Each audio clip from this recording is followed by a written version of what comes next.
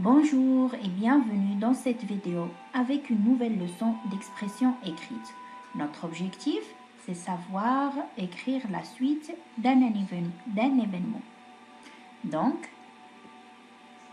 le titre de cette leçon, c'est écrire le milieu d'un récit. On va commencer la première séance par un rappel de la leçon précédente, écrire le début d'un récit. Donc, vous vous en souvenez de cette histoire de Kaukura. Allez-y, lisez avec moi le texte. Kaukura habitait sur une île au milieu du grand océan Pacifique.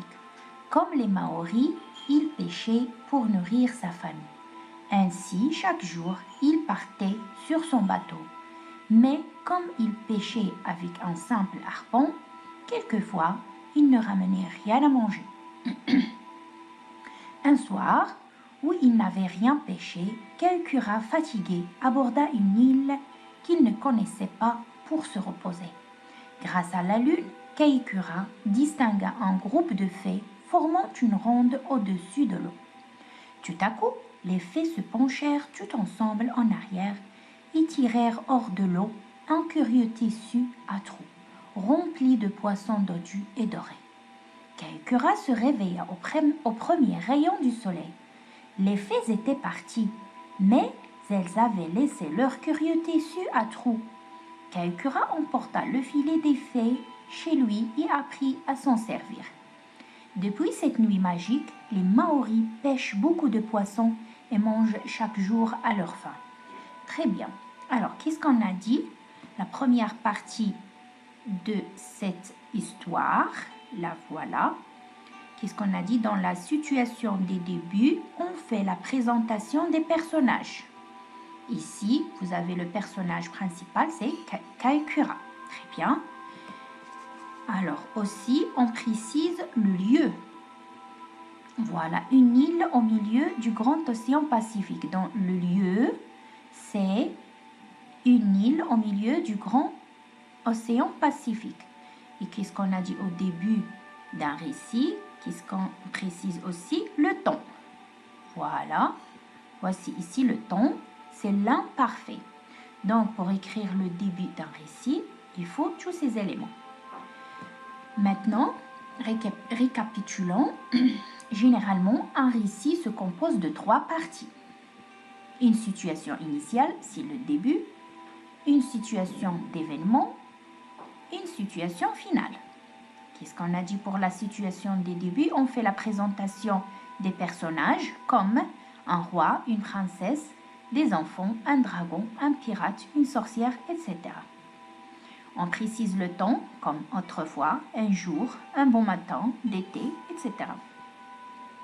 Et le lieu où se passe l'histoire, dans un village, au bord de la mer, dans une vieille maison, dans le désert, dans un château, etc. C'est à vous de choisir. Donc, dans cette leçon d'aujourd'hui, on va parler d'une suite d'événements, c'est-à-dire on va parler de la suite des débuts du récit, d'accord? Alors, qu'est-ce que c'est? Quelles sont les caractéristiques d'une suite d'événements? Alors, prenons notre texte de tout à l'heure. On a dit la première partie, c'est le début d'un récit. La deuxième partie, ça sera la suite d'événements de cette histoire. Très bien. Alors, prenons cette deuxième partie et on va répondre aux questions de compréhension. Lisez avec moi. Un soir où il n'avait rien pêché, Kaukura, fatigué, aborda une île qu'il ne connaissait pas pour se reposer. Grâce à la lune, Kaukura distingua un groupe de fées formant une ronde au-dessus de l'eau. Tout à coup, les fées se penchèrent tout ensemble en arrière et tirèrent hors de l'eau un curieux tissu à trous, rempli de poissons dodus et dorés. Voilà, ça c'est la deuxième partie du récit. La première question, que fait Kaukura un soir où il n'avait rien pêché? Cherchez la réponse dans cet extrait. Kaukura, le soir, il n'avait rien pêché. Un soir, il n'avait rien pêché. Il était fatigué. Qu'est-ce qu'il a fait? Il a aborda une île qu'il ne connaissait pas pour se reposer. Voici la réponse. Il s'arrête dans une île qu'il ne connaissait pas pour se reposer. Très bien. Allez-y pour la deuxième question. Quel événement inattendu se produit alors?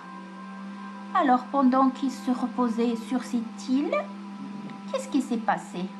Kaikura, grâce à la lune, il distingua un groupe de fées formant une ronde au-dessus de l'eau. Très bien, ça c'est la réponse de la deuxième question. Il distingue un groupe de fées formant une ronde au-dessus de l'eau. La troisième question relève le groupe de mots qui introduit une action subite. Qu'est-ce que ça veut dire une action subite? C'est-à-dire une action qui s'est passée subitement, soudainement, brusquement.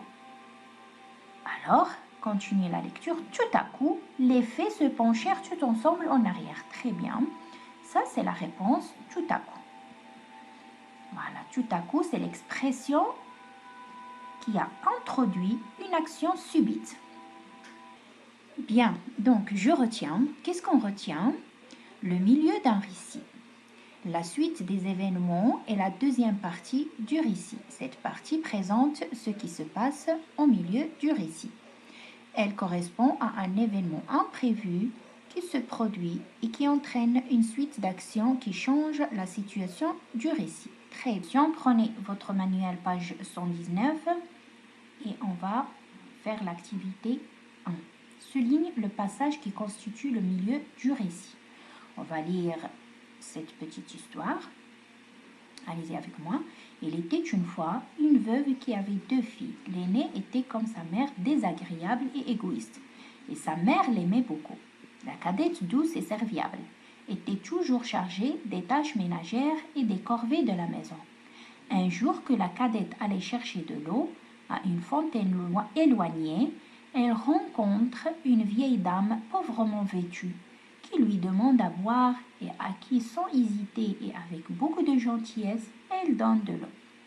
Pour la remercier, c'était une fée, elle lui fait un don de transformer toutes ses paroles en diamants et autres pierres précieuses. Devant un tel miracle, le lendemain, la mère envoya l'aînée des filles chercher de l'eau à son tour.